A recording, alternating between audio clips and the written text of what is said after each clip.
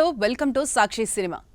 Big Boss Telugu 9 నుంచి Ritu Chowdary eliminate అయ్యారు. హౌస్లోకి వెళ్తున్నప్పటికీ ఆమె చాలా నెగిటివిటీతోనే వెళ్లారు. అయితే 13 వారాల పాటు తన గేమ్ను చూసిన వారందరూ ఫిదా అయ్యారు. దీంతో ఆమెపై ఇప్పటి వరకు ఉన్న నెగిటివిటీ చాలా వరకు తగ్గిందని చెప్పవచ్చు.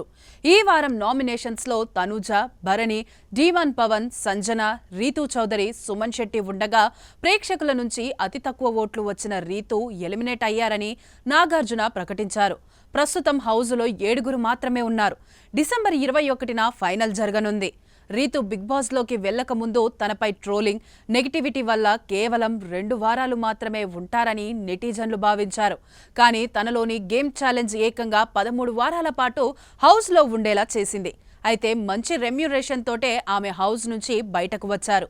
వారానికి 2,50,000 రెమ్యూనరేషన్ అందుకున్నట్లు తెలుస్తోంది. మొత్తంగా 32 లక్షల మేరకు రెమ్యూనరేషన్గా పొందినట్లు సమాచారం. ఒక విన్నర్ అందుకునే ప్రైజ్ మనీకి దగ్గరగా రీతూ రెమ్యూనరేషన్ ఉందని నెటిజన్లు కామెంట్లు చేస్తున్నారు. రీతూ ఎలిమినేషన్ తర్వాత డీమాన్ పవన్తో పాటు హౌస్లోని కంటెస్టెంట్స్ అందరూ ఆశ్చర్యపోయారు. పవన్ను హగ్ చేసుకుని రీతూ కన్నీళ్లు పెట్టుకుంది.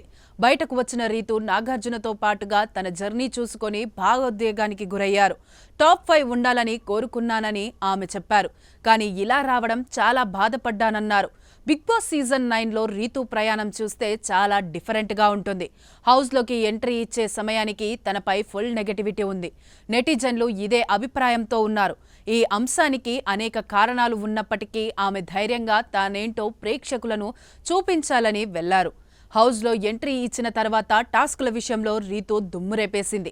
ఆమె పడుతున్న కష్టం, అల్లరి, ఉన్నది ఉన్నట్లు మాట్లాడే తత్వం జనాలకి అర్థమైంది.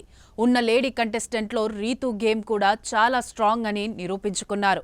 అయితే ప్రతిదానికి గొడవ పడడం, గట్టిగా అరవడం, రచ్చ చేయడం ప్రేక్షకులకు చికాకు తెప్పించింది. అయితే ఎంతో కొంత తనపై ఉన్న నెగిటివిటీని కొంచెం తగ్గించుకొని చివరికి ఎలిమినేట్ అయ్యింది. సాక్షి టీవీ ప్రసారాలను నిలిపివేయటం చట్టరీత్యా నేరం. సాక్షి టీవీ ప్రసారాల కోసం మీ స్థానిక కేబుల్ ఆపరేటర్ను వెంటనే సంప్రదించండి. DTHలో, ఇంటర్నెట్లో కూడా సాక్షి టీవీ ప్రసారాలను వీక్షించవచ్చు.